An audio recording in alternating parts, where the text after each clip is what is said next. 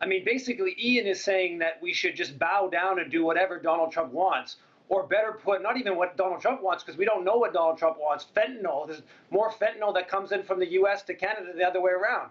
All the U.S. guns. Basically, what Ian's saying is we should use this as an opportunity to make Canada even more pro-capitalist, even more pro-corporate. I'm presuming Ian's part of the 10% of Canadians that wants to be annexed by the U.S. The vast majority of the public doesn't want to do that. This whole business of we should be putting more money into the military so we can contribute to the U.S. empire's global domination project. I asked Ian, okay, if you don't want to have retaliatory trade tariffs, what about stopping these tens and tens of billions of dollars in procurement, where we're just paying American firms, American arms firms, to purchase equipment that the U.S. is going to then control? Do you support that as a response to Donald Trump? We're not. He talks about annexing Canada repeatedly, and we're not supposed to even respond by saying that Donald Trump is a climate denying, billionaire supporting colonialist that wants to annex Greenland, turn Gaza into a ethnic cleanse Gaza. This is the response we're supposed to put. Ian, is that what you're actually arguing? Yeah. Well, let's give Ian a chance to respond. Okay, of course I'm not.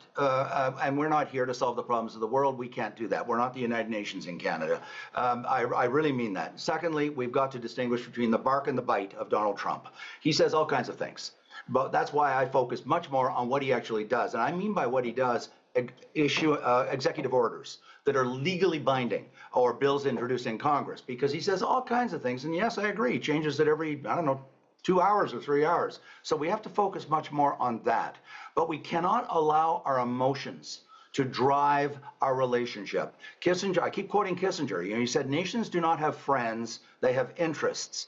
And so our interest is to, as a small country, we like to think we're a large country because we're second largest geographically, but we're smaller than the state of Texas in terms of GDP, smaller than the state of California in GDP. The idea that we can dictate to the Americans to change all those policies that were just enumerated that we don't like is just nonsense. We're not going to change that. That's not what we're trying to do.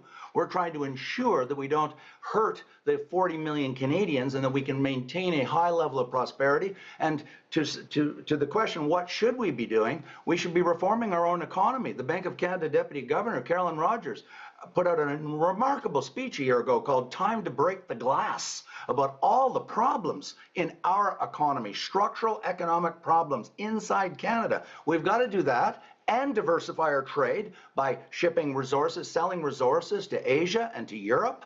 And yes, we've got to get back to the negotiating table. One more quick point. Carney himself in the last 48 hours has been backing down. He's saying, look, we can't do tit for tat retaliations dollar for dollar. And secondly, he said, we are always going to be trading with the United States because we're sharing a border that's 8,000, 9,000 kilometers long. So the idea that we can just walk away from the United States and not deal with them, I just think it's an ideologically extreme position that is not sustainable or credible or realistic.